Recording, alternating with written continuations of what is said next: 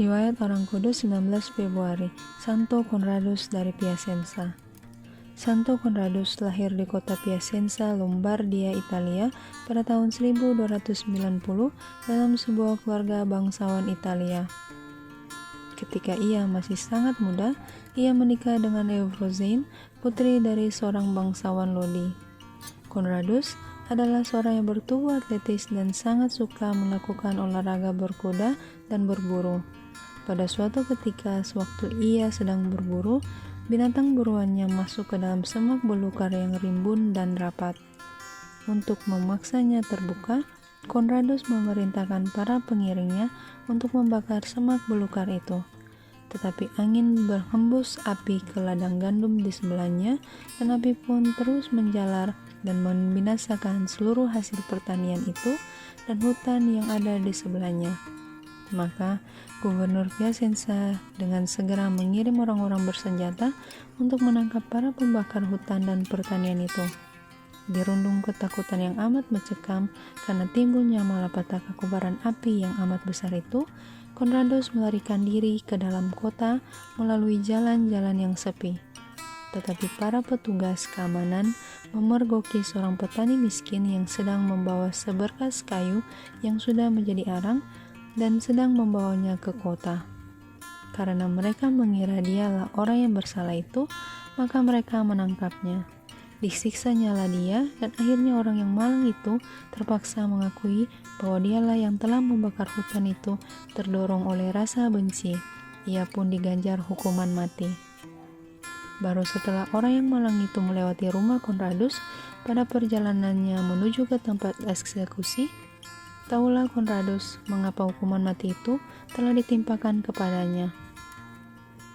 Terdorong oleh hati nuraninya, Conradus pun berlarian keluar untuk menyelamatkan orang malang itu dari tangan algojo-algojo, sebelum masyarakat membenarkan bahwa dialah orang yang bersalah itu. Conradus pun pergi menghadap gubernur dan menjelaskan kepadanya bahwa kebakaran itu merupakan hasil suatu kecelakaan, bahwa ia bersedia untuk mengganti rugi semua kerusakan yang telah dilakukannya itu. Istrinya mendukung kehendak baiknya itu dan merelakan mas kawinnya dipergunakan untuk menebus semua kerugian itu. Insiden itu mengajarkan kepada Conradus bahwa barang-barang duniawi ini memang sia-sia, dan ia memutuskan untuk memberikan perhatiannya hanya kepada barang-barang yang abadi. Ia menyampaikan perasaannya itu kepada istrinya, dan didapatinya bahwa istrinya pun terpikat pada pendapat yang serupa. Ia pergi ke biara Santa Clara dan menerima juga di sana, sedangkan Santo Conradus yang baru berusia 25 tahun meninggalkan kota kelahirannya dan bergabung pada kelompok pertapa dari Ordo ketiga. Dalam waktu yang singkat, ia sudah membuat kemajuan yang begitu besar dalam hal kebajikan, sehingga kesuciannya menjadi terkenal dan menarik banyak orang dari mereka yang dahulu menjadi teman-teman dan kenalan-kenalannya untuk bergabung dalam pertapaannya.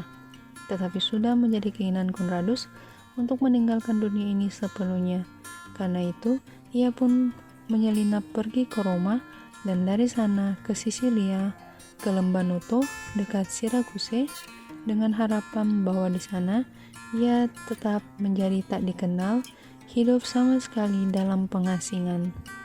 Ia hidup di sana selama 36 tahun. Selama tahun-tahun terakhirnya, ia hidup dalam sebuah gua sepi pada lereng sebuah gunung yang kemudian dinamakan Gunung Conradus.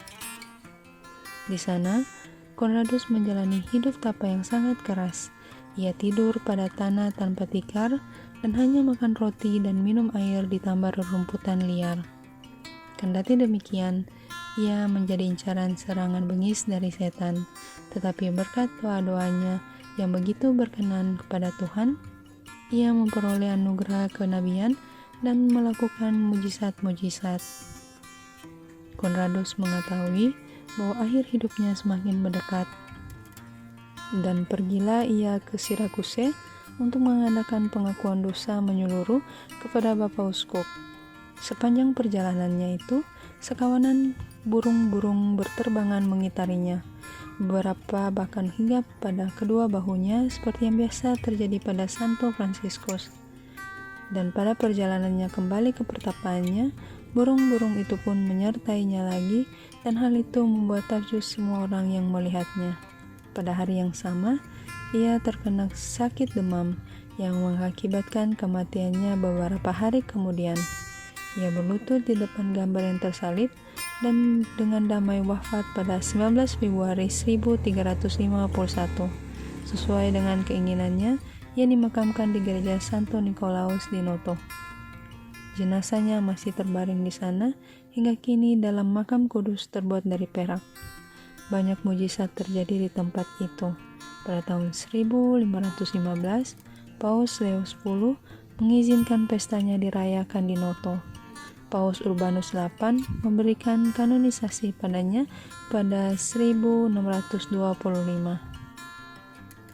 Santo Conradus dari Piacenza, doakanlah kami.